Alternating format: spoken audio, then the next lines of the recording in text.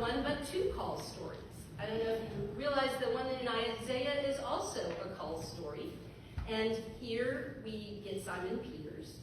And they are similar in that the call is very clear. There's not a doubt, or if there is, it doesn't seem to be recorded in the people who hear the call, that there is a call being offered, even if the mission is not exactly clear. Catching people? What does Jesus mean by that? After 2,000 years of hearing this call story, we might think we know. I've spent a lifetime thinking about what it means to hear this kind of call. During my formative years in the Lutheran churches in the U.S. Southeast, we were often asked if we felt we had a calling, and if so, we would find ourselves on a track to either missionary work or seminary. And it was mostly males back then who said, yes, I hear a call. It's not really surprising. After all, in Sunday school and confirmation classes, all of the call stories we heard featured males as the primary character. There's the call story of Abraham and Moses and Jonah and Peter and Paul.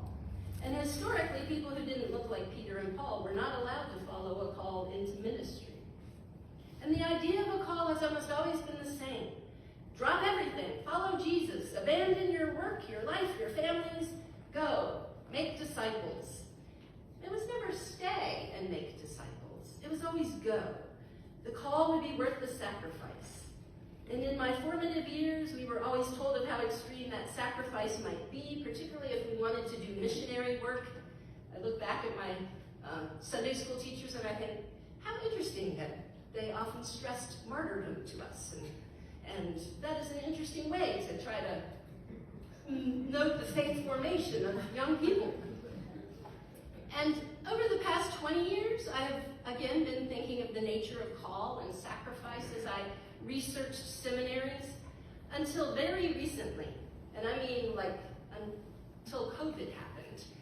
Seminaries, Lutheran ones, assumed that people who wanted to be ordained would be able to uproot themselves and uproot or leave their families, go to a campus that was likely very far away. We might say, well, it is no wonder then that the ELCA has a shortage of pastors. If you've been attending church regularly, you've probably heard sermons where pastors reminded you that you, too, are called to go and fish for people, to go and make disciples. It's important to know that the writer of the Gospel of Luke has a different reason for giving us this story of Peter's conversion in this way. And in fact, the Gospel writer might be appalled to learn that we are being shown the story of Peter to use as a model for ourselves. The Gospel of Luke is a story continued in Acts, and when you look at the two books together, parts of the Gospel are heard differently. The story of the conversion of Peter is offered to help justify Peter's later leadership position in the church. And one Gospel commentator points out that Luke sees the 12 disciples as having a different mission than the mission of ordinary people, like you and me, who are more likely to be called to build faith communities, to stay, to bear a different kind of fruit than the missionaries like Peter who will be sent out 2 by 2. Yet many sermons that I've heard lift up Simon Peter as a model for us all, that we should go to every nation and make disciples. And that missionary model of going to foreign nations to make disciples is problematic for many reasons. Frankly, these days it would be hard to find a foreign nation who hasn't heard of Jesus. There's no reason to travel to a foreign nation on the off chance of meeting that one person who never heard of the story of Jesus. In fact, interestingly enough, many developing nations see the U.S. as a mission field. They send their missionaries here to us because they see us as a godless people needing to hear the good news of God's saving grace. Yet every year we get this call story of Peter. And frankly, I wish we had a broader view of call stories. You may have picked up on that as I have crafted sermons and you have listened to them, that I want a different kind of call story that will speak to more of us where we are. For example, the Advent story of Mary and the angel Gabriel can be seen as a call story. The Advent story of Elizabeth's late life pregnancy, Joseph deciding not to divorce Mary, those are all call stories of people who stay and take care of emerging communities or communities that are right there. There's another problem with getting the exact same call story every year. It's easy to think we know everything there is to as I returned to this Sunday's gospel, I sat myself down, looked at it more deeply. I read the chapters around the gospel. I was struck by how in this call story of Simon, Simon has had a chance to get to know Jesus. The Gospel of Luke in chapter 4 is where Jesus heals Simon's mother-in-law, one of his first miracles. In the Gospels of Mark and Matthew, Jesus just appears out of nowhere. One of the first things he does is to call disciples, and they go, I guess on the strength of his personality or the invitation, but here they have seen Jesus in action. They know a little bit more about what he is calling them to do, or about his person at least. When I think about call stories, I've been frustrated by the maleness of them, and I've been irked by the youngness of the people called. It's easy to abandon everything and follow Jesus if you're working in a dead-end fishing job, but Simon Peter in Luke's gospel is more established. He has a mother-in-law, which says that he has a wife, or at least he had a wife. The men have been fishing all night and caught nothing. There are some commentators who look at the fact that they are the ones washing the nets as meaning that they are the ones who own the fishing business. And there was quite a fishing economy in Galilee as to who owned the fishing businesses, who got to sell the fish, and we should always keep in mind that it was much more akin to sharecropping in a way than it is to entrepreneurial businesses of our time.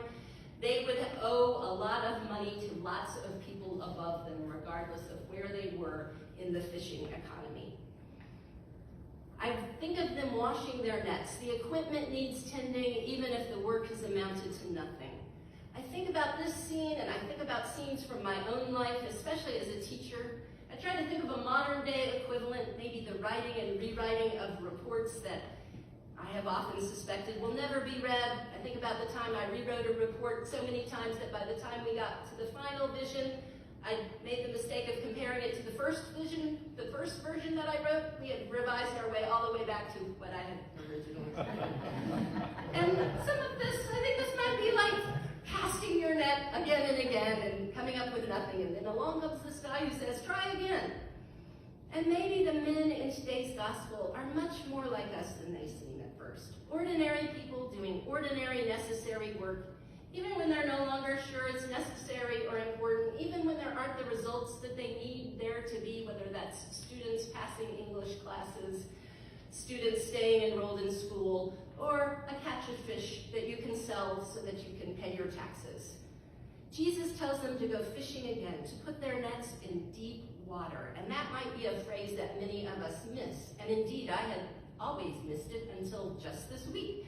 In biblical language, the deep water is a place of chaos, like the world that God inhabits before God makes all of this creation. God is in the chaos. So chaos is a place of disorder, a place of fear, a place of turmoil, but also a place of creation. The language here has links to the creation story in Genesis, where God is in the chaos, and out of the chaos comes creation.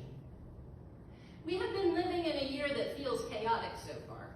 We have a flu season that, instead of winding down as expected to, is headed to a new peak, and the statistics about bird flu are alarming. We are a small congregation, but this year alone, since January, we've experienced more death of those closest to our community. This year, it may seem more like the forces of death are winning than God's resurrection forces. And if you're paying attention to national or international news, the world feels even more chaotic than in years past. A week ago, I got home from church. I looked on my Facebook feed, and only to find that Mike Flynn had accused Lutheran Social Services of being a money laundering organization. Laundering money for criminal groups. I thought at first it was a joke. I thought, this is, okay, now I am reading satire. It can't possibly be true. I, like you, have worked with Lutheran Social Services, and I know the good that they do. They are not laundering money, unless by laundering money one means that the group is taking money from those of us who donate it and making sure that the hungry and the homeless and the refugees have resources. That is not a definition of money laundering to me. Lutheran Social Services does good work, as does Lutheran World Relief, ELCA World Hunger, and any other number of religious organizations that I could name. We've had decades of the U.S. government saying that religious groups should take care of the poor and dispossessed, 1,000 points of light doing care work more effectively, more compassionately than government can, and religious groups have done just that. And now we have people in government and around government criticizing religious groups for doing that work. We live in strange times. Today's gospel speaks to our strange times. This call story is one for people living in strange times. If we see the deep waters as representing chaos, it's clear that God does not leave us to drown. We are to cast down our nets and try again, even when we're convinced that it's a fool's errand, that we've worked and worked and worked and worked and there are just no fish to be caught. God appears to tell us to try again. In our lives of chaos, try again. Even if we're older, try again. If we're tired, try again. We may not always be convinced that God can make all things new.